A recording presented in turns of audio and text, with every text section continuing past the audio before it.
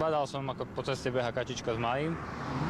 Zastal som a v kanáli som videl, že sa pohybujú ďalšie malé. 6 mláďat spadlo do hlbokého kanála krytého mrežou, ich mama sa k ním nevedela dostať a pobehovala po rušnej ceste.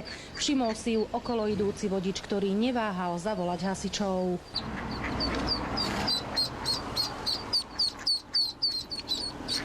Za mamičkou. Moje, aké si rýchle.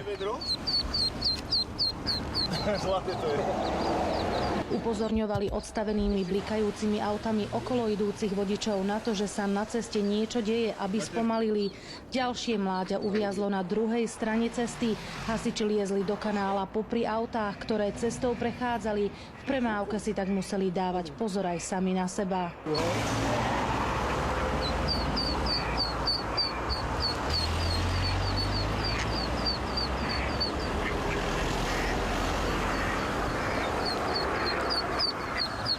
Behala určite aj s malým. Zo 3-krát by ich tu už bolo zrazilo.